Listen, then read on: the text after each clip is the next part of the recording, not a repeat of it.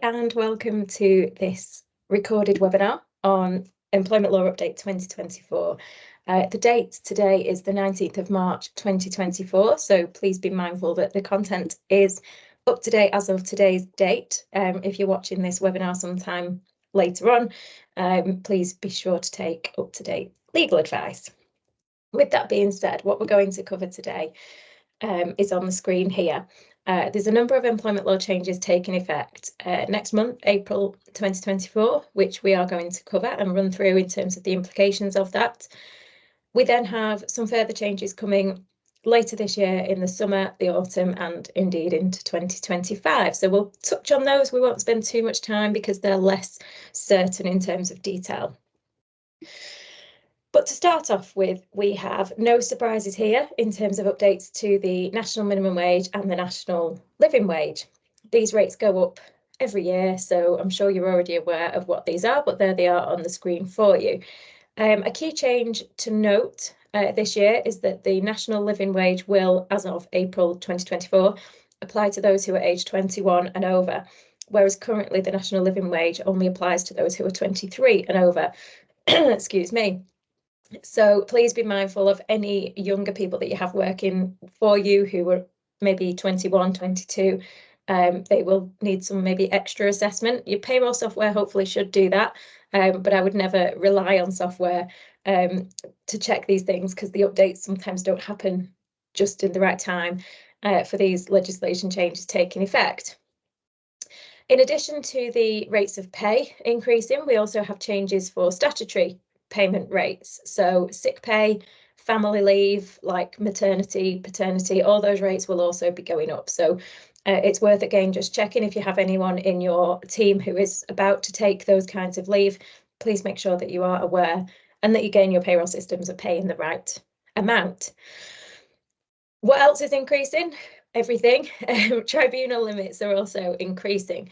And that's the limits for compensation that's awarded in the case of a successful tribunal claim from an employee or ex-employee.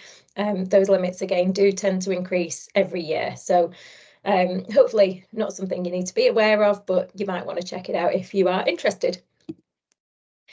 Excuse me again. Just a couple of points you should do with every bit of change that we're going to talk about today. I'll just put a few points together about what to really do after you've watched this webinar. One thing to check with the pay rates increasing is salaried employees. There's obviously the calculation to do from annual salary to achieve the hourly rate, depending on what the working hours are per week. So just make sure you do that, because that's sometimes where we see people slipping through the net when they're on a salary rather than an hourly rate. Again, hopefully your payroll system will do that for you, but maybe not. So do double check those people. Again, make sure that the national living wages apply to everyone who's 21 and over. And also be mindful, and this isn't a change, this is just something to be mindful of all the time, really, when paying people, deductions from wages. Some deductions, not all, but some deductions from wages will actually affect compliance with national minimum wage or living wage. So, for example, if we take money off wages in relation to uniform costs, some training costs as well, can actually reduce the hourly rate for the purposes of the minimum wage. Some deductions don't do that. So deductions for tax, pension, national insurance, they don't affect national minimum wage compliance. Salary sacrifice deductions do. So just be mindful of all those deductions and whether they are bringing anyone below, because you'll need to address that if that is the case. And there is a strange scenario where sometimes if a business is to enforce a certain uniform policy, for example, white shirt, black trousers, so the employee has to go and purchase those items themselves. If the person is being paid at or around the national minimum rate, those purchases could actually be seen as a deduction from wages if it's a mandatory purchase in relation to their work. So just some ones to be aware of and cautious of there. So these really only apply if your staff are paid very close or at those minimum rates. So just some things to go away and check there. So another change taking effect in April, you've probably heard of this, it's been talked about for a very long time, and this is changes to existing legislation, which is all around flexible working. Flexible working is where an employee can request to change their hours. So it could be a change of working pattern, days of work, a request to condense hours, so work the same amount of hours over a shorter number of days. It could be even a change to the place of work, like a request to work from home.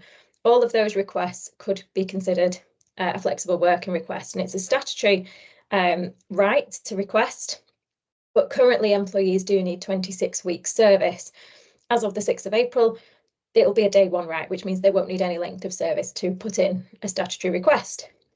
The other change is that whereas at the moment employees can only make one request in a 12-month period, that is going to change to 2 requests within a 12-month period. There's also going to be more required on the employer's side. So consultation with employees before rejecting a request is going to be mandatory. At the moment, we just have to have a meeting, but this is really more than a meeting. We need to show proper consideration of the request, thinking about how it'll work, how it might not work, because what isn't changing, importantly, is that the employer still has the right to refuse a request to work flexibly. So if it doesn't work for the business, there are a set of prescribed reasons that you can find in the ACAS code on flexible working, and any of those reasons will still apply after April 2024. Employees, when they make a request, currently they do have to think about the effects of the change on the business and how those changes could be mitigated.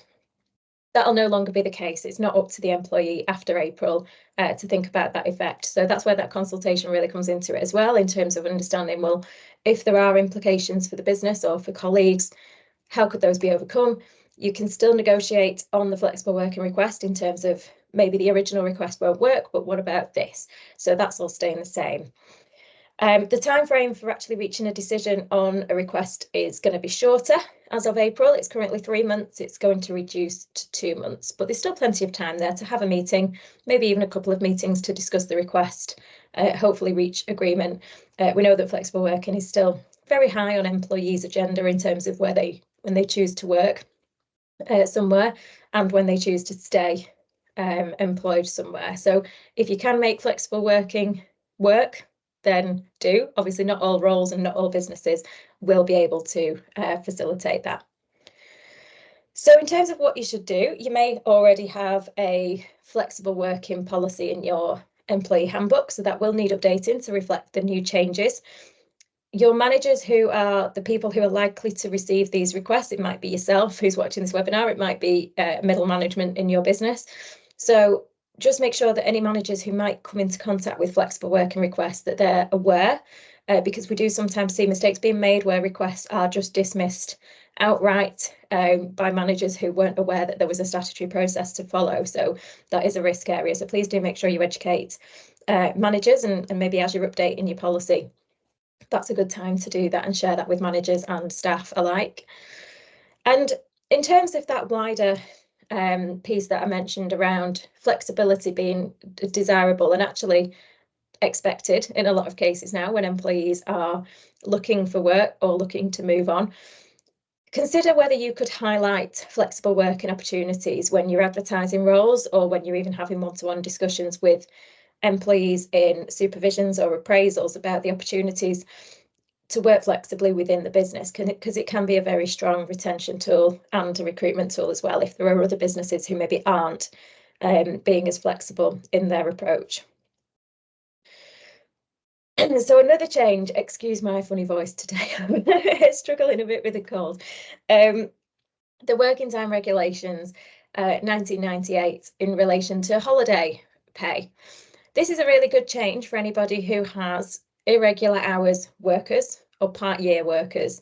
So it's not to do with part-time or full-time permanent employees. It's to do with those who are on a 0 hours contract or a term time contract, those people who are only working for a proportion of a full year. And it's actually going back in time, this change. It's very good because we used to always do holiday pay this way when we had 0 hours or casual workers. We would pay rather than them booking holidays and being paid at the time for their holidays in the usual way. Because of the nature of those types of agreement, that's not necessarily practical. So what we would do is what we can call rolled up holiday pay, we would pay them an enhanced hourly rate, which incorporated their holiday pay using this calculation that's on the screen, which is 12.07%.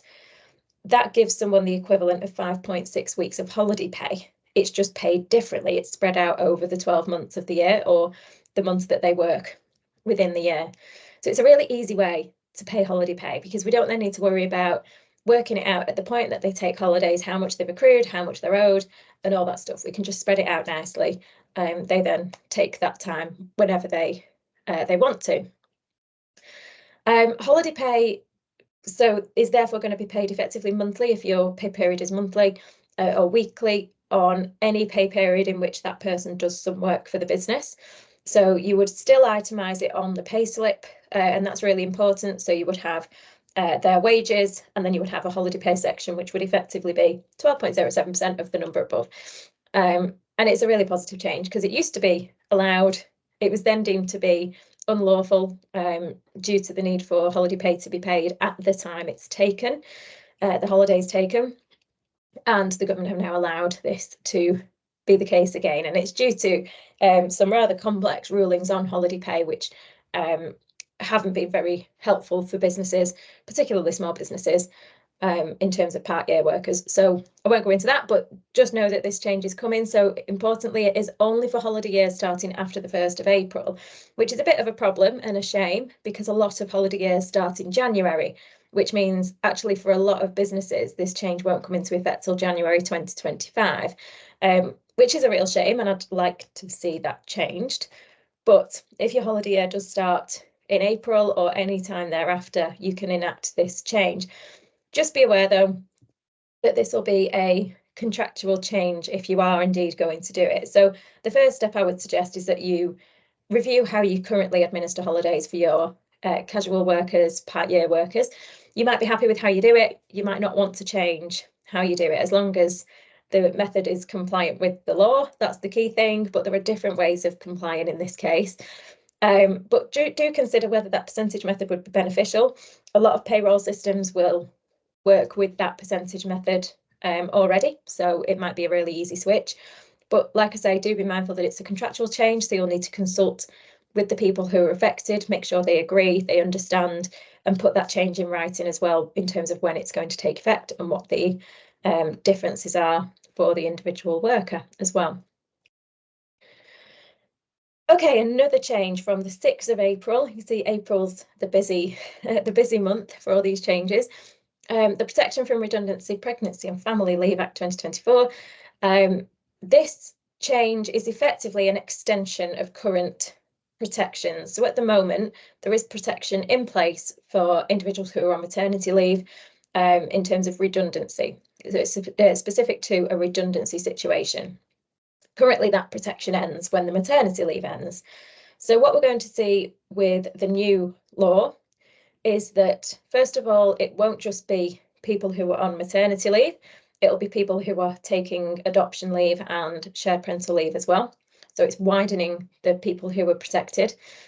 But also the protection is going to last longer. So it'll be for 18 months from the child being born, whereas, like I said, at the moment, it ends when the maternity leave ends.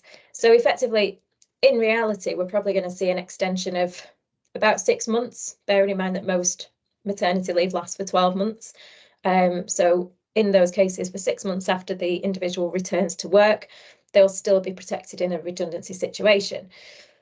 Now, the protection isn't that those individuals cannot be made redundant. I'll make that clear. So it doesn't mean that these people cannot be made redundant. But in a redundancy situation, if there is suitable alternative employment, people who are on this kind of leave need to be given priority to ensure that they're offered that suitable alternative employment first, even if they're not the most qualified, experienced, skilled at that role. That doesn't matter, they get that priority. So if there is no suitable alternative employment, the normal redundancy rules apply. So like I say, it doesn't give absolute protection, but it certainly gives some strong protection, and certainly stronger than what's in place at the moment. So again, a lot of what we're talking about today is going to be around making managers aware of what the changes are. if you have managers who are in the process of or about to conduct redundancies, or there might be redundancies at some point, make sure they are very aware of that protection, because it's a really risky area. And it is something that we see a lot in terms of falling down in a redundancy process and it becoming a discrimination issue. So if a redundancy process is taking place in your business, or it might be on the horizon, please do make sure you take legal advice specifically for that scenario. If there's someone who's pregnant or on some kind of family leave, whether it's maternity, adoption, or shared parental leave, just make sure you take that advice really early on, rather than wait until you're in the midst of the redundancy process, because that can be really difficult then if you've got to start backtracking and the process has already caused problems for someone. So another change, this is brand new, rather than it being a change to existing legislation. This is brand new rights for all employees who have caring responsibilities. So the Carers Leave Act 2024 will also take effect in April. No surprise there. It's a day one right. There's no qualifying length of service. So anybody who joins your business from day one can take 1 week's unpaid carers leave per year. Now, it's important that it is unpaid, so I don't know what the take-up is going to be of this leave. It is only 1 week, so it's arguable if someone does have caring responsibilities, that might not be a huge help, but it's something. It's a start. We mustn't penalise anybody who takes or requests to take unpaid carers leave. It is a statutory right, so please do be aware of that, and again, make your managers aware. And the purpose of the leave must be to provide care or arrange care for a dependent who has a long-term care need. So dependent has the same meaning as it already does. We already have time off for dependents, which is emergency time off, where someone can take a dependent to a medical appointment, or a dependent goes into labour, or any of those things. The dependent means the same, but the difference with carers leave is that it's planned in advance, it's booked off. So this could be, it could be actually providing care in a home. It could be that current care arrangements have broken down and that person's going to need some time off just while that new care arrangement is set up. And in terms of long-term care need, this means an illness or injury which requires care for more than 3 months. So it's long-term. It could be that the individual has a disability as per the Equality Act, or issues related to old age. So this isn't really meant for those who have children, because we already have rights in place for those people. There's the right to take unpaid parental leave, which can be taken in up to 4 weeks per year, up to a maximum of 18 weeks, whilst the child is a child, as in under the age of 18. So this isn't really for that. This is for someone who's caring for someone in a different way than as a parent. If someone requests carers leave, we shouldn't be asking them for evidence. They don't have to provide evidence of having a dependent or that dependent requiring care, for example. And if the request is going to really impact the business and cause detriment to the business, there is the option for an employer to postpone the leave, but they must give the reasons in writing to the employee as to why their leave request can't be granted. So it will only be in very specific circumstances that applies. So in terms of your handbooks, you'll want to probably introduce a policy. You've probably got all sorts of other policies in there about family-friendly leave, flexible working and all that stuff. So this would be a nice addition to the handbook, so that employees are aware of their statutory rights, and also managers are aware as well. Think about how you're going to record this type of leave. Your HR system might do this. We always recommend Breathe HR. We help a lot of clients implement and manage day-to-day with Breathe HR. And there is the option on that software to add your own types of leave. So hopefully yours does that. But if you want to talk about Breathe, let us know, because we can always help you with that. So think about how you're going to record it. You might want to create a self-certification form. This is just a thought, not necessarily what you should do.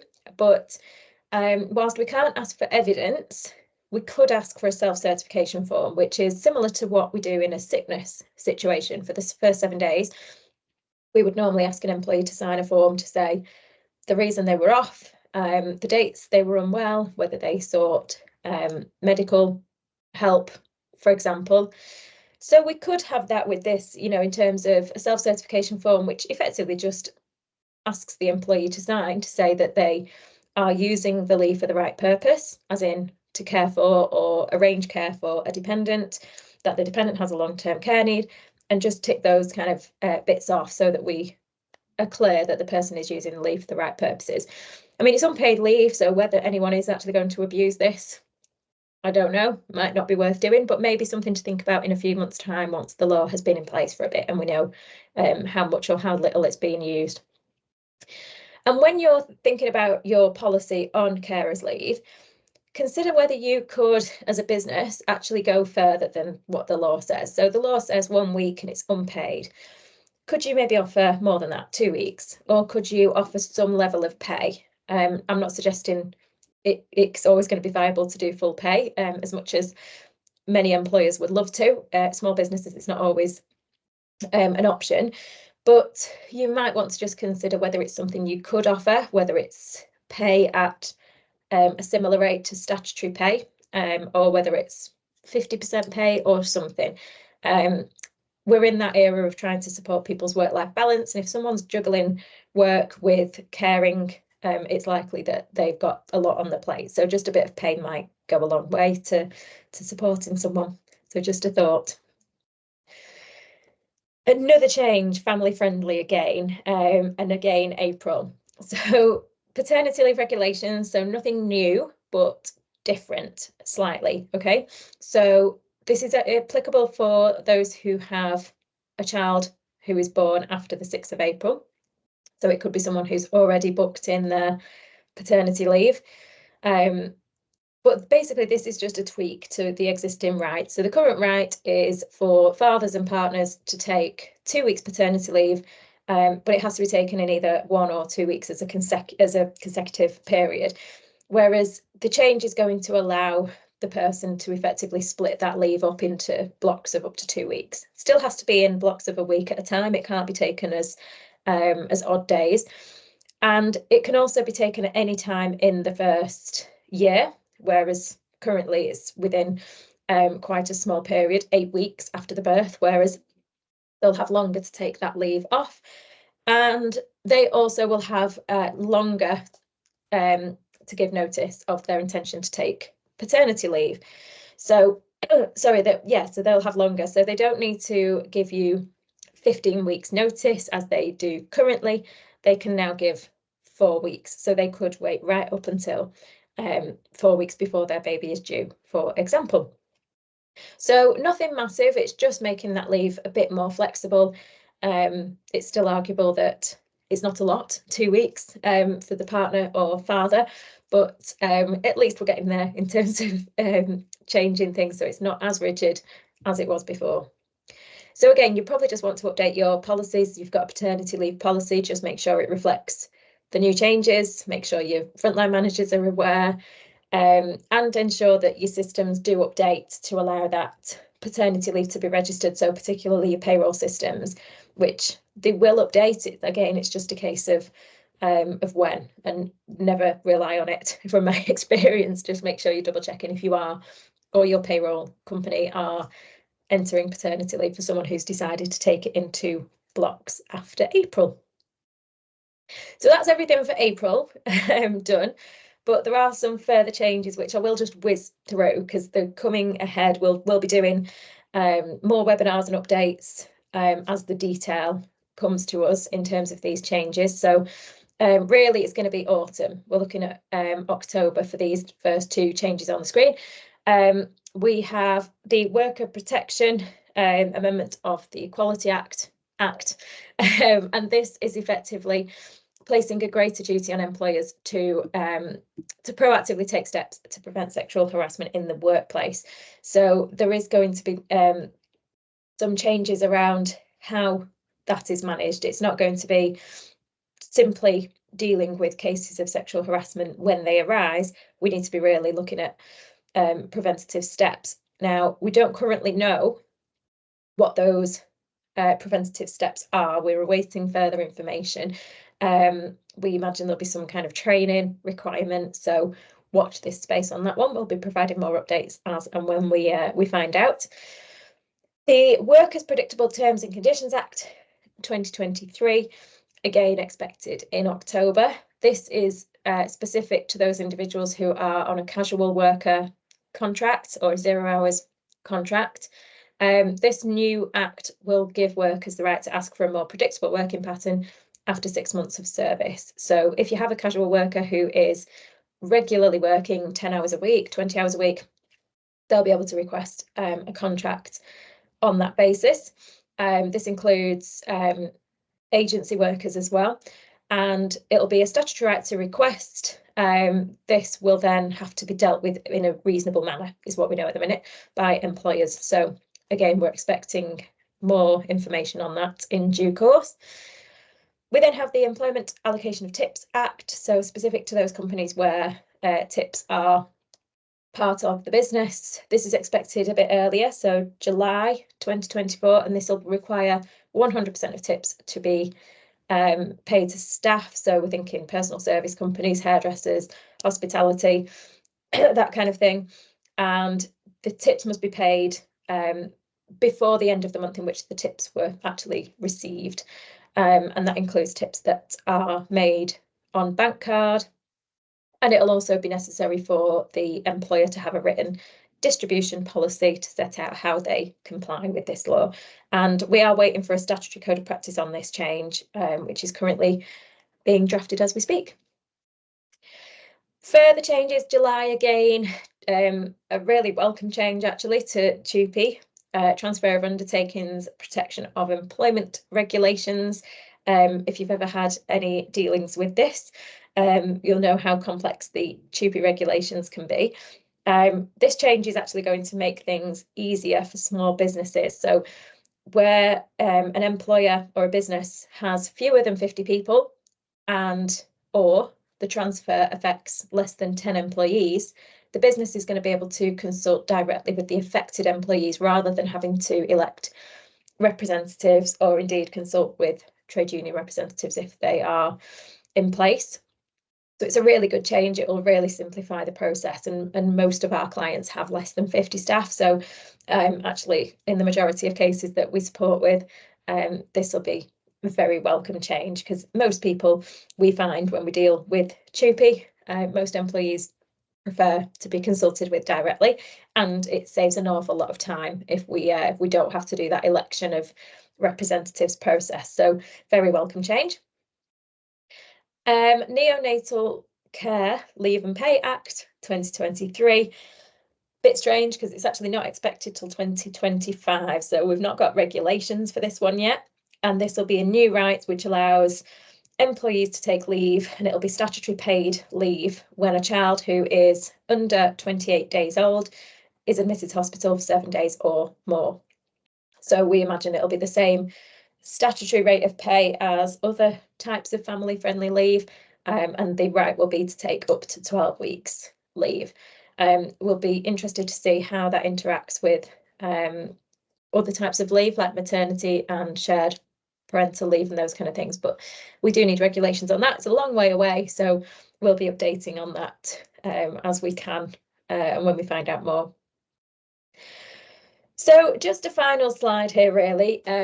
There's a lot of talk around what a Labour government looks like for employment law. Now, obviously, none of us know what's going to happen when the election comes around, but these are some of the things that have been talked about. A ban on 0 hours contracts. So these are things to be very mindful of if you do have 0 hours workers. Maybe start thinking about contingencies. What would you do? Not that any of these changes would come in immediately, of course. There'd be some time to prepare, and we would be doing what we're doing now in terms of updating you. But it is definitely things to think about in terms of an analysis of the future of your business.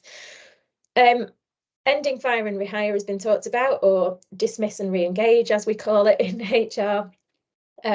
Which, you know, I'm sure some people believe is a welcome change, but in the right cases, dismiss and re-engage is a sensible and fair process. If it's abused, as with anything, it's not great. So it'd be interesting to see where that goes. There's been further talks about changes to discrimination laws and enhanced sick pay rights, trade union laws to change. And one of the big ones that we keep getting asked about is making unfair dismissal a day one right. So at the moment, there is a 2-year qualifying period, which you might be aware of, for an employee to bring a claim in the Employment Tribunal for unfair dismissal. And that gives a lot of flexibility to employers in terms of fast tracking a dismissal. Now, again, it can be abused, which, as with anything, isn't nice and isn't right in my view. But there's a lot to think about if unfair dismissal was to become a day one right. I think it would be a huge challenge for small businesses in particular. And that's that. So that's just a quick roundup, things to think about. Any comments or thoughts or questions, you're very welcome to get in touch with me via email or telephone. Of course, if you're an existing client, we've probably been discussing some of these things anyway. But if not, let me know. I'm always happy to have a coffee and have a chat about how these changes might affect your business and start planning ahead for anything. We do have, depending on when you're watching this webinar and whether you're an existing client of ours, we do still have some availability in April as we speak to do HR health checks and help get these handbooks up to date. We can provide a quote for that if you're not already a client or if you're a pay-as-you-go client of ours.